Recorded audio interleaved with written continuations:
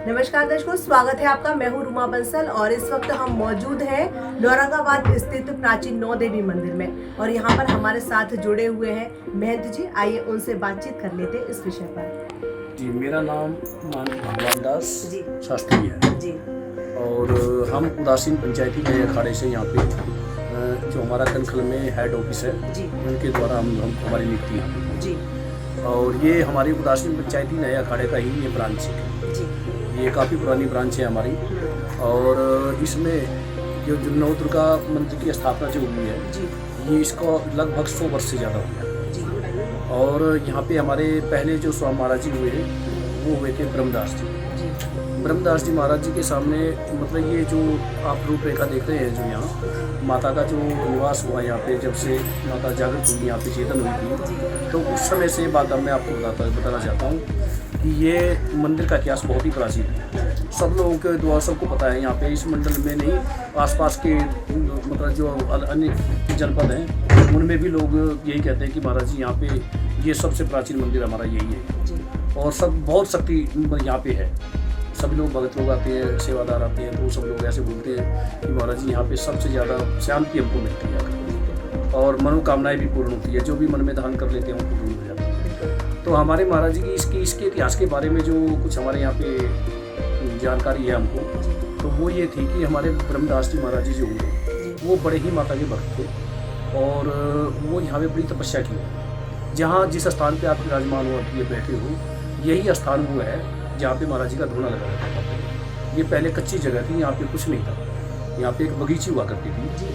तो इसी में महाराज जी यहाँ पे माता की तपस्या करते थे। माता की एक दिन क्या हुआ कि बताते हैं कि महाराज जी ध्यान मगन हो गए और ध्यान मगन होने के बाद उनको जो समय था ना आरती संध्या का होता है वो निकल गया। उसके काफ़ी टाइम तक बाद महाराज जी लगभग 1-1.5 घंटे बाद जब उनको ध्यान आया जगे वो तो देखते हैं कि ज्योति जली हुई है उनके सामने। जो ज्योति वो खुद जलाते थे रोज संध्या के समय जब संध्या हुआ तो वो ज्योति स्वयं जली हुई है। तो देखते हैं आसपास में तो कोई भी नहीं है, निर्जन स्थान था ये तो बस उनको महाराज जी को एकदम अंदर से थोड़ा सा मतलब आभास हुआ कि माता जी प्रकट हुई। तो फिर उन्होंने माता की प्रति और अपना भक्ति भाव प्रकट किया तो माता ने एकदम बताते हैं वो ज्योति में से निकल करके दर्शन और ज्योति से दर्शन हुए महाराज जी को और उन्होंने कहा कि बेटा तुम चिंता मत करो, ये स्थान इतना पवित्र हो गया है और तुम्हारी भक्ति और मेरे आशीर्वाद से इस स्थान पे जो भी लोग आएंगे, जो भी भक्त आएंगे, जो भी मनोकामनाएं उनकी पूर्ण हो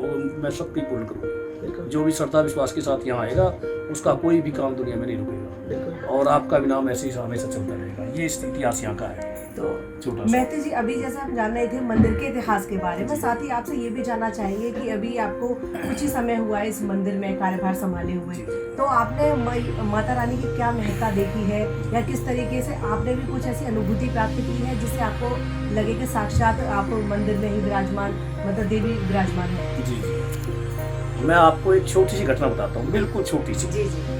मैं मतलब ऐसा हुआ था कि जैसे मेरे को यहाँ पे जब हमारे अखाड़े के द्वारा हमारे मुखिया महंत भगवत राम जी हैं, मंगलदास जी, आकाश मुनि जी हैं और इन्होंने सरजीत मुनि जी हैं, इन सब ने मिल करके मुझे मेरी नियुक्ति जब यहाँ पे की जी। तो मैं जब आया था यहाँ पे तो मुझे 15-20 दिन के बाद ही एक चमत्कार देखने को मिल गया था वहाँ पे। बहुत बड़ा चमत्कार जिसको मैं कभी कहने में तो थोड़ा अटपटा लगता है लेकिन ये है कि शब्दों में बयान किया ही नहीं जा सकता। बहुत बड़ी बात हुआ ये था कि यहाँ पे बारिश हो गई, बड़ी तगड़ी बारिश हुई थी। जून का महीना था, लगभग 20 तारीख के आसपास की बात थी।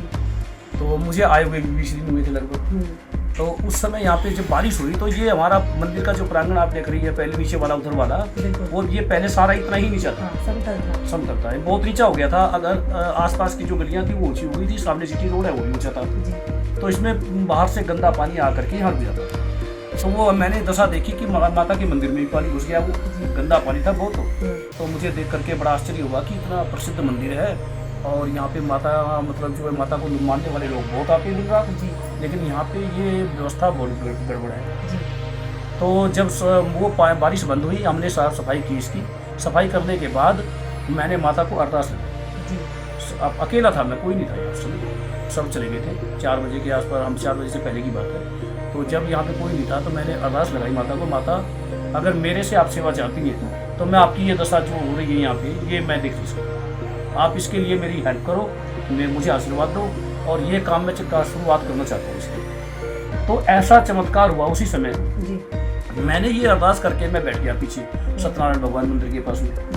तो इतनी देर में ही एक सेवक आता है कोई, और वो सेवक आकर के मंदिरों में दर्शन नित्य प्रति आता है, अब भी आता है। तो उसने मतलब जो है दर्शन किए और आकर के मेरे पास खड़ा होकर के बोलता है कि महाराज जी, आप जो काम आप करना चाहते हो आप उसके लिए मेरा 31,000 रुपया मेरे से आप मेरा लिख लो आप, और कल मैं आपको ये कैश चाहिए तो मैं कैश दे दूंगा, और अगर सामान की रिक्वायरमेंट हो तो वो आप बताओ मुझे।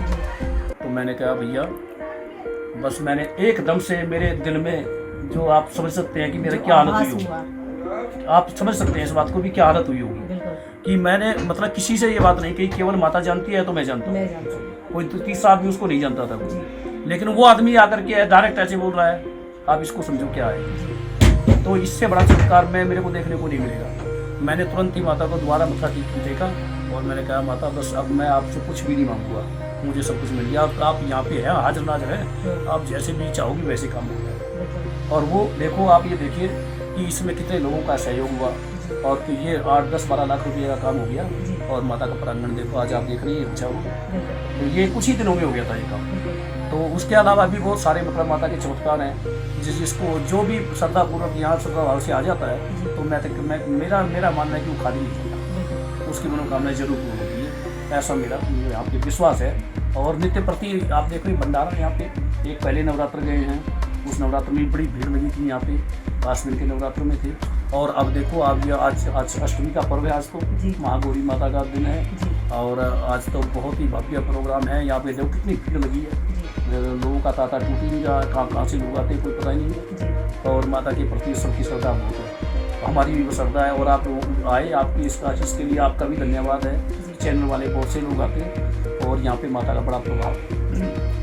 महंती जी अब आपसे जानना चाहेंगे कि ये तो आपने मंदिर के इतिहास और मंदिर की महत्ता का गुणगान किया, साथ ही चलते चलते हमारे चैनल के माध्यम से संदेश जो भी चैनल के माध्यम से मंदिर को मतलब देख रहे हैं, मंदिर के माता रानी के दर्शन कर रहे हैं, आपको सुन रहे हैं, जल्दी लोग मिल नहीं पाते महंती जी से, तो क्या उनको संदेश देना चाहिए? नहीं देखो मेरा तो एक ही संदेश है कि माता रानी के ऊपर आप श्रद्धा रखें और जो भी आपके मनोकामना है वो माता रानी से एकदम शांत भाव से आकर के कहें, भक्ति भाव से वो आपकी सबकी मनोकामनाएं पूर्ण करेगी। और यहाँ पे किसी प्रकार का भी आपको कष्ट नहीं होगा। यहाँ पे हम बहुत हमारे जो कार्यकर्ता भी हैं, हमारे सेवादार भी हैं, माता के भक्त हैं सब लोग, और बड़े भक्ति भाव से सबकी सेवा करते हैं। कोई भी किसी से कोई इच्छा नहीं होती, किसी से कुछ लेता नहीं है। जो भी अभी इच्छा होती है किसी को वो अपना दे। भंडारा हमारा कल होगा, वो वृद्ध भंडारा होता है, विशाल भंडारा, सुबह शाम को 2 बजे से शुरू हो जाएगा और रात के 10 बजे तक चलेगा, तो अनिवार्य चलेगा वो। और उसमें किसी से कुछ कह करके नहीं लिया जाता है, लेकिन लोगों का इतना भाव है, इतना भक्ति है उनकी कि लोग अपने आप ही यहाँ पे सब देसी घी का ही भंडारा चलता है हमारे। आपको एक खास बात बता दूँ, हाँ तो वही चलता है और उसमें लोग बहुत बढ़ चढ़ करके अपनी श्रद्धा से बहुत दान देते हैं, कोई कमी नहीं आती किसी बात। तो ये मतलब जो है मैं तो सब लोगों को ये संदेश दूंगा कि माता के प्रति आप अपना भक्ति भाव बनाए रखें और आए मंदिर में और अपने मनोकामनाएं सब पूर्ण करें। हमारा भी शुभ आशीर्वाद सबके साथ है और सबका साथ सबका विकास, ये मंत्र है हमारी गवर्नमेंट का, हम उनके साथ भी हैं। तो हमारा परमात्मा कृपा करे, माता कृपा करे सबके ऊपर, सब सुखी रहें और सब व्यस्त रहें, मस्त रहें, सब स्वस्थ रहना चाहिए। पंडित जी बहुत बहुत धन्यवाद आपका और बहुत अच्छी जानकारी हमें देने के लिए। यूँ तो माता रानी का इतिहास दर्शकों हम समय समय पे आपको बताते रहते हैं और नौदेवी स्थित नौदेवी मंदिर का नहीं और अलीगढ़ में जितने भी प्रसिद्ध मंदिर हैं समय समय पर उनकी महत्ता का गुणगान हमारे चैनल के माध्यम से किया जाता है।